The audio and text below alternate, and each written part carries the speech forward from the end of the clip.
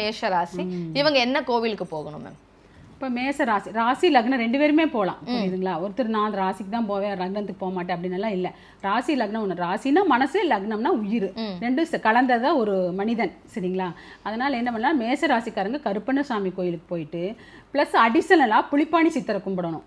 புலிப்பாணி சித்தரை கும்பிடும்போது கண்டிப்பாக வந்து இந்த வருஷம் 2026 அவங்களுக்கு மிகப்பெரிய செல்வந்தர் ஆவாங்க, அது உறுதி.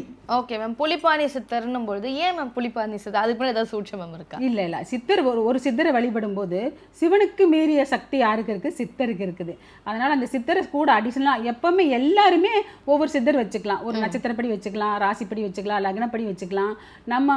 நமக்கு பிடிச்ச இஷ்ட சித்தர், இஷ்ட சித்தர்னு ஒருத்தர் இருப்பாங்க தெரியுங்களா, அவங்களையும் பிடிச்சிக்கலாம். அது மாதிரி வாழ்க்கையில் கண்டிப்பாக ஒரு சித்தரை கண்டிப்பாக பிடிச்சி கும்பிடும்போது அவங்களுக்கு இப்போ ஏதாவது ஒரு நெகட்டிவ் வருதுன்னு வைங்களேன், அது பாசிட்டிவாக மாறிடும். சித்தரை வழிபட என்ன ஆகுனா நம்மளுக்கு நல்ல வைப்ரேஷன் கிடைக்கும்.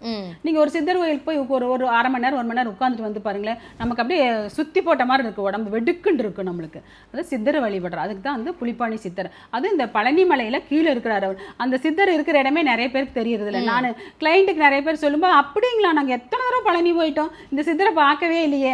பாத விநாயகர் கோயிலுக்கு பக்கத்தில் தான் இருக்குது அந்த புலிப்பாணி சித்தர். அதுக்கு போயினா அங்கேயே தொட்டிச்சி அம்மன் இருக்காங்க. அதில் பஞ்சபூதங்கள் கீழே இருக்குது, சரிங்களா?